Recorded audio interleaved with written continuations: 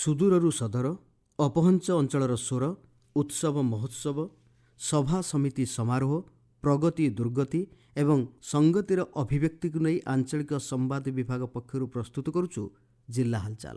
ଆଜି ଜିଲ୍ଲା ହାଲଚାଲରେ ଶୁଣନ୍ତୁ ସୁନ୍ଦରଗଡ଼ ଜିଲ୍ଲା ସମ୍ପର୍କରେ। ତଥ୍ୟ ଦେଇଛନ୍ତି ସମ୍ବାଦଦାତା ବସନ୍ତ କୁମାର ଜେନା ଓ ଉପସ୍ଥାପନାରେ ମୁଁ ଜିତେନ୍ଦ୍ର କୁମାର ନାୟକ। ଔଦ୍ୟୋଗିକ କ୍ଷେତ୍ରରେ ସୁରକ୍ଷିତ, ସୁସଂଗଠିତ ଏବଂ ଦୁର୍ଘଟଣାମୁକ୍ତ କାର୍ଯ୍ୟ ପରିବେଶ ସ୍ଥାପନ ସହ ଶ୍ରମିକଙ୍କ ଜୀବନ ଓ ସ୍ୱାସ୍ଥ୍ୟ ସୁରକ୍ଷାକୁ ସର୍ବୋଚ୍ଚ ପ୍ରାଥମିକତା ଦେବା ଦିଗରେ କାରଖାନା ଏବଂ ବାଷ୍ପିତ୍ର ନିର୍ଦ୍ଦେଶାଳୟ ପକ୍ଷରୁ ପଦକ୍ଷେପ ଗ୍ରହଣ କରାଯାଉଛି।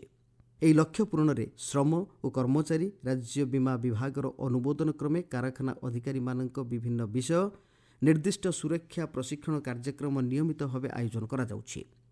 ଏହି ସୁରକ୍ଷାମୂଳକ ପ୍ରୟାସର ଅନୁକ୍ରମରେ ରାଜ୍ୟ ଶ୍ରମ ସଂସ୍ଥାନର ସହଯୋଗରେ ରାଉରକେଲା ଷ୍ଟିଲ୍ ପ୍ଲାଣ୍ଟ ସ୍ଥିତ ଶିକ୍ଷଣ ଏବଂ ବିକାଶ କେନ୍ଦ୍ରରେ ଔଦ୍ୟୋଗିକ ସୁରକ୍ଷା ଦକ୍ଷ ଅଧିକାରୀଙ୍କ ଦ୍ୱାରା ଗ୍ରହଣ କରାଯାଉଥିବା ପ୍ରଶିକ୍ଷଣ ପ୍ରକ୍ରିୟା ବିଷୟରେ ଏକ ରାଜ୍ୟସ୍ତରୀୟ ପ୍ରଶିକ୍ଷଣ କର୍ମଶାଳା ସଫଳତାର ସହିତ ଆୟୋଜିତ ହୋଇଯାଇଛି।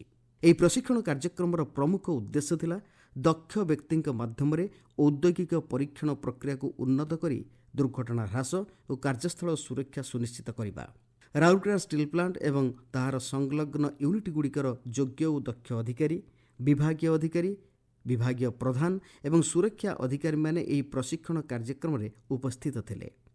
ଏ ସମ୍ପର୍କରେ କହିଛନ୍ତି କାରଖାନା ଏବଂ ବାଷ୍ପିତ୍ର ନିର୍ଦ୍ଦେଶାଳୟର ସହ ନିର୍ଦ୍ଦେଶକ ଅର୍ଚ୍ଚନା ଦାସ। ସବୁ ମେସିନାରୀର ସବୁ ଅପରେସନର ସେଫ୍ ଅପରେଟିଂ ପ୍ରୋସିଜିଅର ଥାଏ। ଯଦି ସେମାନେ ସେଟାକୁ ନ ଜାଣିବେ ତାହେଲେ ସେଟା ଫଲୋ କେମିତି କରିବେ? ତ ସେଠି ଏନସିଓର କରିହେବନି ସେଫ୍ଟିଟାକୁ ଯେ ସେମାନେ ଫଲୋ କରିବେନି। ତ ଏଥିପାଇଁକା ଟ୍ରେନିଂ ହିଁ ଦରକାର। ଯଦି ଆମର ପ୍ରୋଟେକ୍ଟିଭ ଇକ୍ୱିପମେଣ୍ଟ ହେଲା, ପ୍ରୋଟେକ୍ଟିଭ ହେଲମେଟ ହେଲା, ସୁଜ୍ ହେଲା, ଏଫର୍ଟ ସୁଟ୍ ହେଲା, ଆମେ କ୍ୟାଭର ସୁଟ୍ ହେଲା, ଆମେ ଖାଲି ଆଣିକି ରଖିଦେଲେ ତ ହବନି ନା, ତାକୁ ଆମେ ଠିକ ଟାଇମରେ ପିନ୍ଧି ପାରିବା ଦରକାର, ଠିକ ଟାଇମରେ ୟୁଜ କରିବା ଦରକାର। ତ ତା ପାଇଁ ଟ୍ରେନିଂ ହିଁ ଦରକାର। ତ ସେଥିପାଇଁ ଆମର ବହୁତ ପ୍ରକାର ଟ୍ରେନିଂ ହଉଛି। ଆମର directorate of factories and boilers ତରଫରୁ ଇଣ୍ଡିଭିଜୁଆଲି ଷ୍ଟେଟ ଲେବଲ ଇନଷ୍ଟିଚ୍ୟୁଟରେ ଅଲରେଡି 50ଟା ଟ୍ରେନିଂ ହେଇସାରିଛି 2025ରେ। 2026ରେ ଅଲରେଡି ଷ୍ଟାର୍ଟ ହେଇସାରିଲାଣି ତାର ପୁରା କ୍ୟାଲେଣ୍ଡର ଇୟର। ଆଉ ଏଭ୍ରି ମନ୍ଥରେ 3ଟା କି 4ଟା ପ୍ରୋଗ୍ରାମ ଷ୍ଟେଟ ଲେବଲ ଇନଷ୍ଟିଚ୍ୟୁଟରେ from director of factories and boilers ହଉଛି, ଯୋଉଥିରେ କି ପୁରା ଓଡ଼ିଶା ଯାକରୁ ବହୁତ ୱାର୍କର୍ସ ଆସିକି ଜଏନ କରୁଛନ୍ତି ଆଉ ଆୱାରନେସ୍ ବଢୁଛି। ଇଣ୍ଡିଭିଜୁଆଲି ଜୋନ୍ ଗୁଡାକର ବି ଅନୁଗୁଳ ହେଲା, ଝାରସୁଗୁଡ଼ା ହେଲା, ରାଉରକେଲା ହେଲା, ସମ୍ବଲପୁର ହେଲା, ଇଣ୍ଡିଭିଜୁଆଲ ଜୋନ୍ ଗୁଡାକରେ ବି ବହୁତ ସାରା ଟ୍ରେନିଂ ପ୍ରୋଗ୍ରାମ ମାନେ କଣ୍ଡକ୍ଟ କରୁଛୁ। ସୁନ୍ଦରଗଡ଼ ବିକାଶ ଭବନଠାରେ ଜାତୀୟ ଭୋଟର ଦିବସ ପାଳିତ ହୋଇଯାଇଛି। ଅତିରିକ୍ତ ଜିଲ୍ଲାପାଳ ସୁରଜ କୁମାର ପଟ୍ଟନାୟକ ଯୋଗଦେଇ ମତଦାନ ପ୍ରକ୍ରିୟା ହେଉଛି ଏକ ସୁସ୍ଥ ଗଣତନ୍ତ୍ରର ପରିଚୟ ଏବଂ ଏହାଦ୍ୱାରା ଗଣତନ୍ତ୍ର ମଧ୍ୟ ସୁଦୃଢ଼ ହୋଇଥାଏ ବୋଲି କହିବା ସହିତ ଭୋଟର ସଚେତନତା ସୃଷ୍ଟି ଉପରେ ଗୁରୁତ୍ୱାରୋପ କରିଥିଲେ।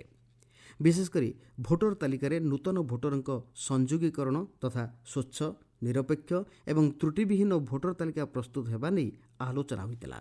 ସୁନ୍ଦରଗଡ଼ ଜିଲ୍ଲା ମହୋତ୍ସବ ଯାତ୍ରା 2026 ଉଦ୍ଯାପିତ ହୋଇଯାଇଛି। 5 ଦିନ ଧରି ଏହି ଯାତ୍ରାରେ ସାଂସ୍କୃତିକ କାର୍ଯ୍ୟକ୍ରମ ପରିବେଷଣ କରାଯାଇଥିଲା। ରାଉରକେଲା 1 ପରିସରରେ ରାଉରକେଲା ଷ୍ଟିଲ୍ ସିଟି ଲିମିଟେଡ୍ ତରଫରୁ ନିର୍ମିତ ସମନ୍ୱିତ ନିର୍ଦ୍ଦେଶ ଓ ନିୟନ୍ତ୍ରଣ କେନ୍ଦ୍ରର ଶୁଭାରମ୍ଭ ହୋଇଯାଇଛି। ରାଉରକେଲା ମହାନଗର ନିଗମ ଆୟୁକ୍ତ ତଥା ରାଉରକେଲା ସ୍ମାର୍ଟ ସିଟି ସିଇଓ ଦିନା ଦସ୍ତଗୀର ସୋମବାର ଏହି କେନ୍ଦ୍ରର ଶୁଭାରମ୍ଭ କରିଛନ୍ତି। ଏହି ବ୍ୟବସ୍ଥା ସହରରେ ଟ୍ରାଫିକ୍ ବ୍ୟବସ୍ଥାର ସୁପରିଚାଳନା, ଶାନ୍ତି ଶୃଙ୍ଖଳା ରକ୍ଷା, ଆପରାଧିକ ଗତିବିଧି ଉପରେ ନଜର ରଖିବାରେ ବିଶେଷ ସହାୟକ ହେବ। ରାଉରକେଲା ସହରରେ 13ଟି ସ୍ଥାନରେ ଟ୍ରାଫିକ୍ କଣ୍ଟ୍ରୋଲ ସିଷ୍ଟମ ରହିଥିବା ବେଳେ 4ଟି ସ୍ଥାନରେ ଏହି ବ୍ୟବସ୍ଥା କାର୍ଯ୍ୟକାରୀ ହୋଇଛି। ସେଗୁଡ଼ିକ ହେଲା ଆମ୍ବାଗାନ, ଡିଏଭି ଛକ, ଟ୍ରାଫିକ୍ ଛକ ଏବଂ ଗଡ଼ିଆଟୋଲା। ଏହି ଟ୍ରାଫିକ୍ କଣ୍ଟ୍ରୋଲ ସିଷ୍ଟମ କାର୍ଯ୍ୟକାରୀ ହେବା ଫଳରେ ଟ୍ରାଫିକ୍ ବ୍ୟବସ୍ଥାର ସୁପରିଚାଳନା ହେବା ସହ ଅତ୍ୟାଧୁନିକ ଭାବେ ଟ୍ରାଫିକ୍ ନିୟନ୍ତ୍ରଣ ସ୍ୱୟଂଚାଳିତ ଭାବେ କରାଯାଇପାରିବ। ଜିଲ୍ଲା ହାଲଚାଲ ଆଜି ପାଇଁ ଏତିକି। ଆସନ୍ତାକାଲି ଜିଲ୍ଲା ହାଲଚାଲରେ ଶୁଣିବେ ଅନୁଗୁଳ ଜିଲ୍ଲା ସମ୍ପର୍କରେ।